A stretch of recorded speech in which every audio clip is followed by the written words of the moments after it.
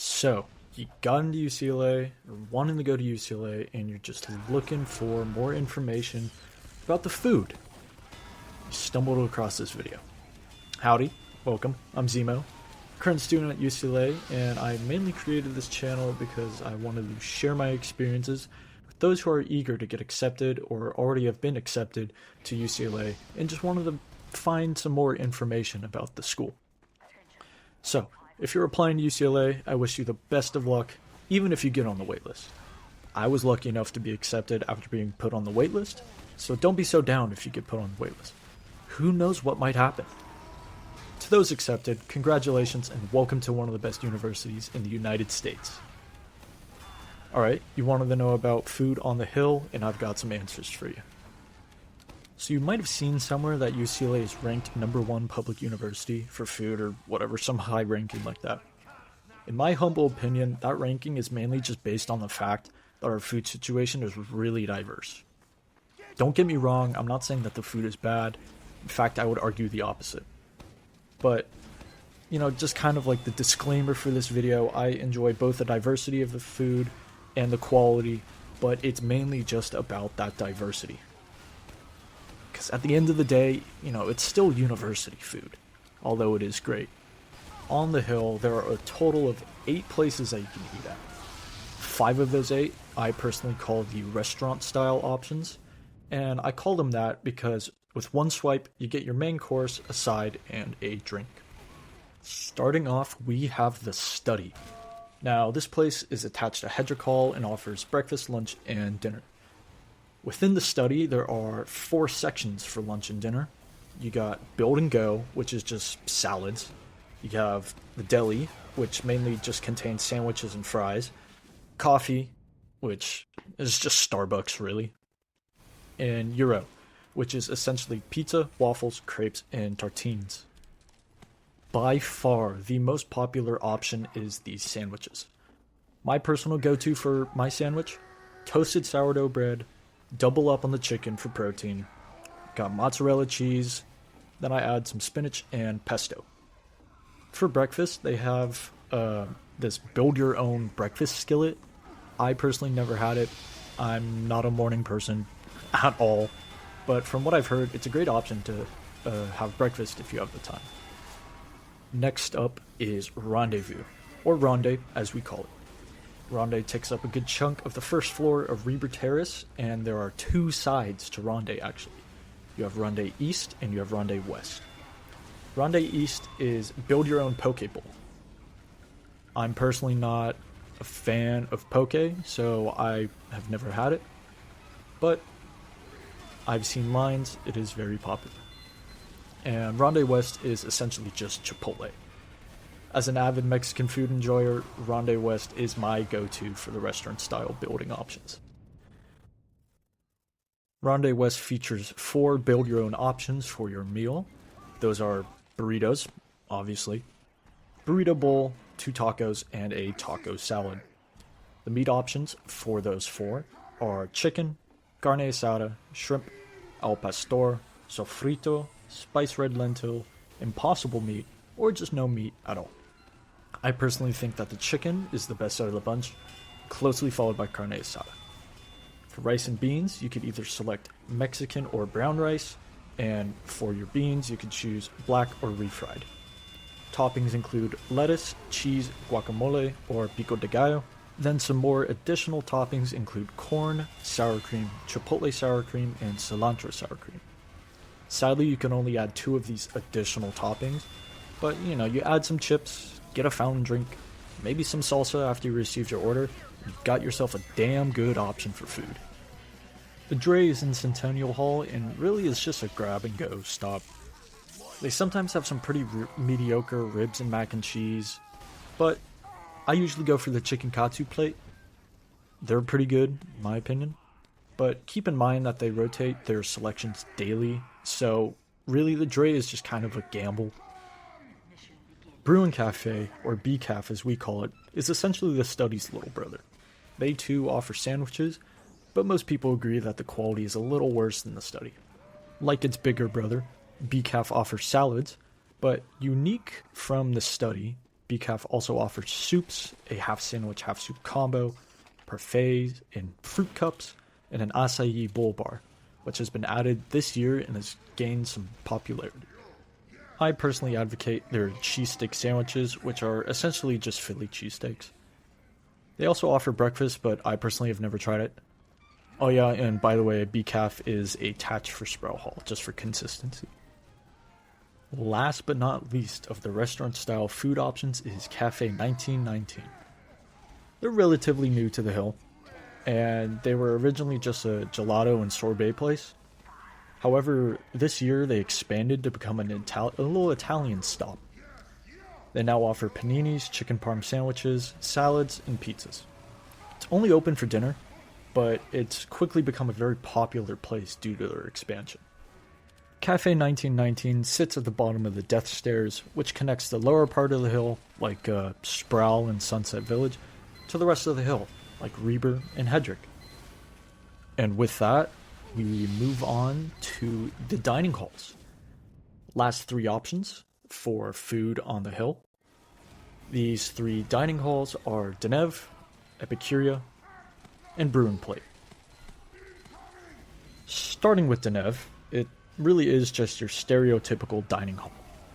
The quote-unquote unhealthy option, as most people reference it.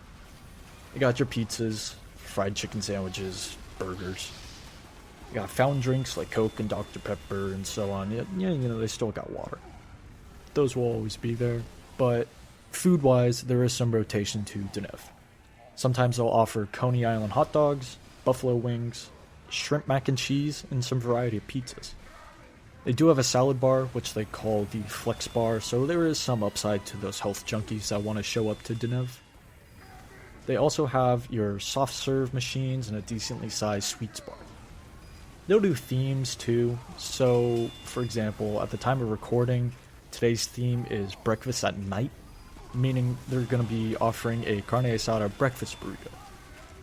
On the weekends, the theme will always be brunch for their lunch operating hours, which is really nice because they'll offer bacon or sausage with some hash browns and scrambled eggs. Not a bad option at all. They also serve breakfast, but I personally have never done that.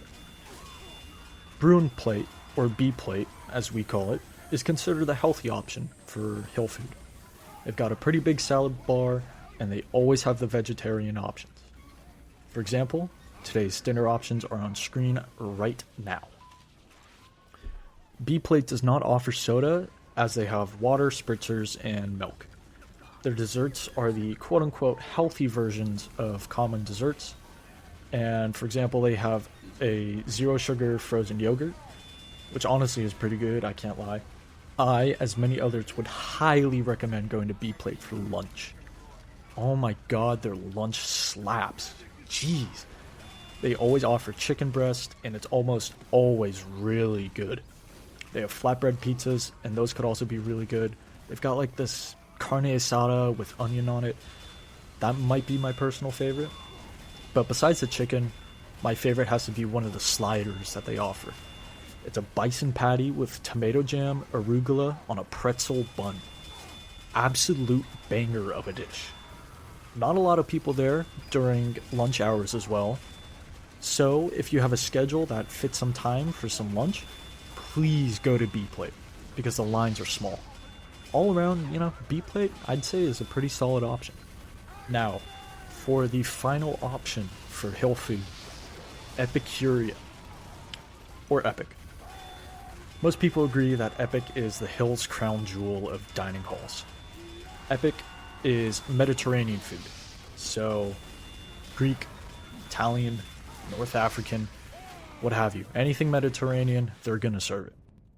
They'll always have some pizza and some sort of pasta. Sometimes they'll have some sort of fish, mainly just salmon.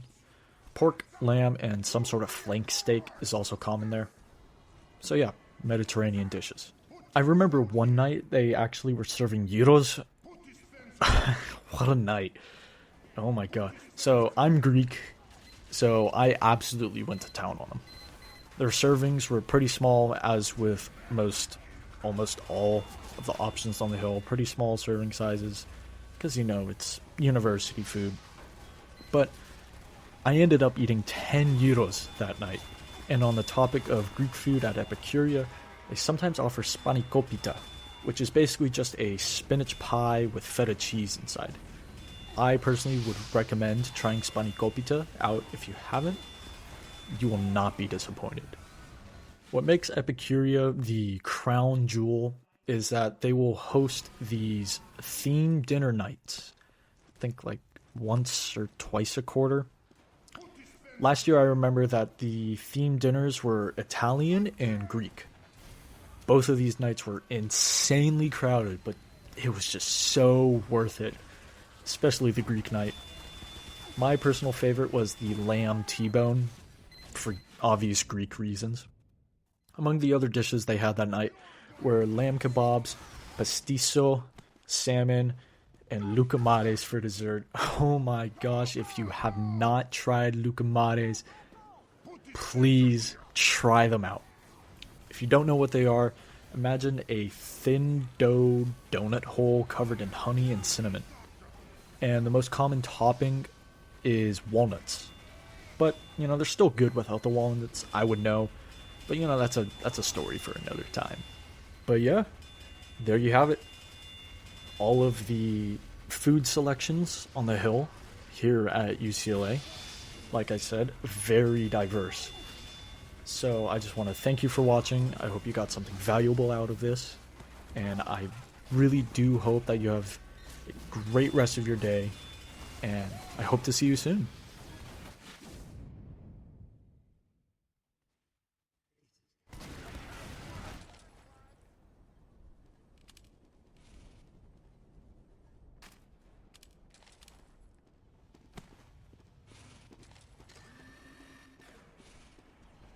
Put this fencer here!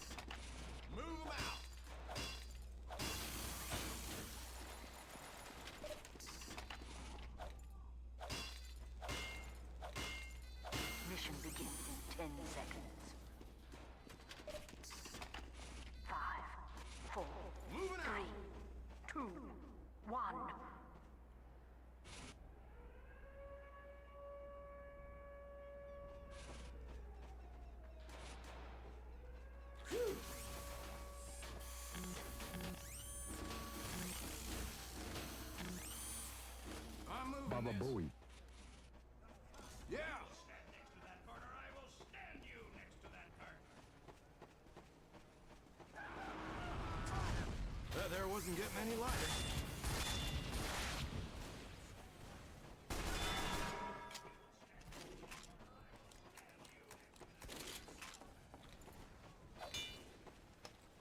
Packing up.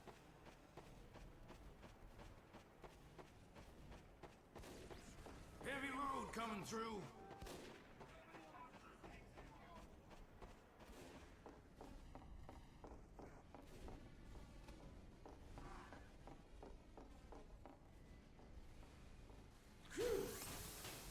Dispenser going up.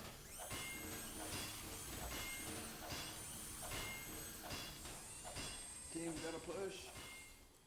That guy was low. My poor demo man, he died.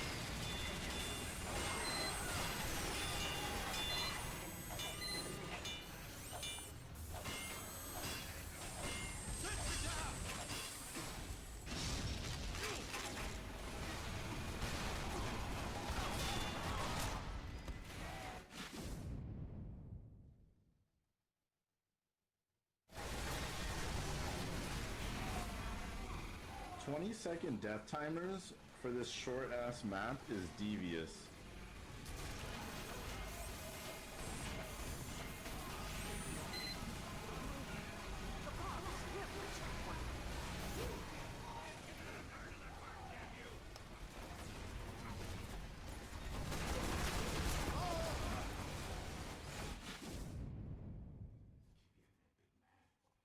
You failed!